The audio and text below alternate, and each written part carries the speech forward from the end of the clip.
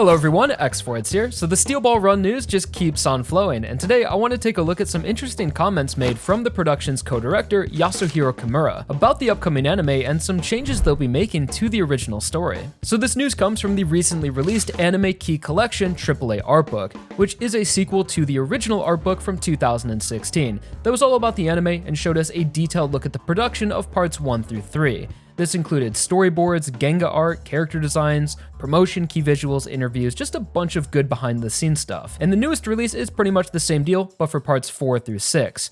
It also included some insight into the upcoming Steel Ball Run adaptation from the staff, which I've been seeing snippets of translated here and there courtesy of the JoJo Wiki News. Particularly, there was a quote about the start of the story and Sandman's character that they wanted to address, which I wanted to explore further. And before we get into this topic, light spoiler warning if you don't want to know anything about the anime or any changes they'll make, and then spoilers for the original story as well. So the initial question was, what are your impressions of Steel Ball Run? Where the animation director, Kimura, responded, I wasn't able to read it in real time during its serialization, so during New Year's break while working on part 5, I finally sat down and read it. I remember enjoying it so much that I read it all in one go. But when I first started reading, I remember wondering, is this really JoJo? The question is weighed heavily on us during this adaptation. As the story progresses, it does transition into the familiar JoJo style stand battles, but at the beginning there's hardly any hint of that. It's clear that Araki-sensei originally wanted to draw a race story. After all, the first character to appear isn't Gyro or Johnny, but Sandman.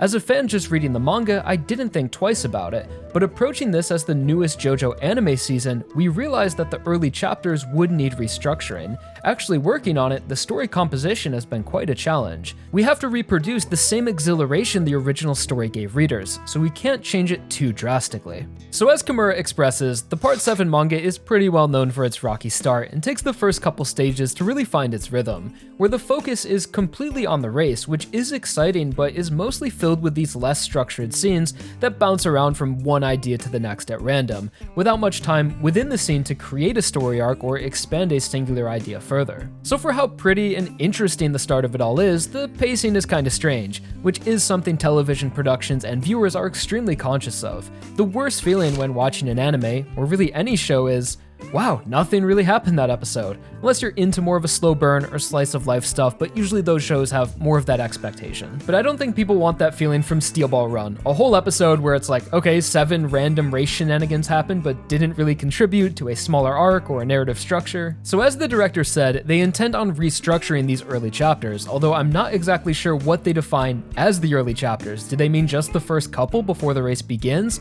Or maybe the first 15 before we get any of the stand fights? And although it doesn't directly say this in the passage, the translation does confirm that the adaptation is planned to no longer begin with Sandman in episode 1, like the manga. I imagine instead it will focus on either Johnny or Gyro. So I can see the vision that they're going for, and they didn't say they're going to remove or cut anything, rather just restructure, as there is a lot of setup and lollygagging before the race even begins. So if it's a one-to-one adaptation, they probably wouldn't even be able to start the race in the first episode. So less Sandman initially does make sense for what they're going for, but on the other hand, Sandman is an iconic character that most fans could agree kinda got snubbed, where he was introduced as a hero of his own story, and that was one of the most unique and refreshing aspects of Steel Ball Run, where you had all of these neutral characters like Sandman, Hot Pants, Poco Loco, even Diego to some extent, who weren't clearly defined as friend or foe, but rather competitors, that depending on the situation could fit any role. In some scenes, the racers are threats, and others allies that we need to depend on and work together to survive. And I feel like all of these adjacent protagonists that we don't always see all of the time, they're just doing their own thing, is really what made Steel Ball Run feel so big and different than a lot of the other parts. Sandman being a standout example of that. Although halfway through the story, we all know that Sandman's character just kind of flips after he's recruited by Valentine and declares himself as Soundman in truth, with a much sinister demeanor, and is almost instantly reduced to the simpler role of a minor villain, making people question if this was even the same character from the start of the story, with some speculation being that Valentine had brought in a new Sandman from an alternate world, one he could bribe and control more easily. And after this fight, his story just ends with no resolution for his tribe or sister he was racing for. That was the whole start of the part. So when you know when the character ends up, it does make more sense to question the introduction, as it would seem Araki very much changed his mind on the end point of this character. So it's like, okay, we're starting this anime, we have a lot of material to get through very quickly. Why are we starting the story with a minor villain here? Let's maybe move this around, rework it a bit, which ultimately could work out for the better to make the shift in Sandman's character be less jarring and give the character more of an arc. As all of these adaptations have the great benefit of hindsight and can refine Araki's ultimate vision and smooth out the edges. Like establishing Kira at the start of part 4, it's crazy how much those small details add to the overall part's cohesiveness and structure. Although I am a bit worried that this is a too drastic change, as I really like the way Steel Ball Run starts and think it has justification. Where in the manga, you get this really strong image of 19th century America as your first impression, seeing Sandman chased down by his tribe for reading the white man's book, like the Bible. It's intense seeing him run alongside the horses being chased down with hatchets, which establishes his running style for the race, that also kicks things off with the part's whole pseudo-theme of motion itself setting the tone. And as Sandman runs away, we also see a glimpse of his stand, which he summons to help climb a steep cliff. So even though the part goes quite a while without stands, this scene is pretty important to show the reader what's in store and remind them that, yep, this is still JoJo and people have psychic powers. And eventually when Sandman meets up with his sister, we establish his motivation and see the foreshadowing of Gyro and the spin, as Sandman brings his sister to the training wall where Gyro practices with the steel balls, and left behind a Bible that Sandman found, and ultimately these curiosities inspire him to go join the race. And then we pick things up at San Diego Beach. So nothing about this introduction, I would say, is wasted time or purposeless, even if it is a bit indirect. It's a strong scene and impression despite not depicting the main characters, and I think it sparks a lot of curiosity. It's just a wonderful setup to the stage and themes of the part. And I'm a little worried to hear the animation director say otherwise, as their main concern was a lack of the JoJo feeling, where you wonder if you're even reading JoJo or not. Although, it's through most of Sandman's scenes that you are reminded of classic JoJo, as in these early chapters we are seeing the foreshadowing of a stand before anyone else. We see its hand in that first scene where it's leaving a trail of sand from its fingertips, and the prints it leaves behind.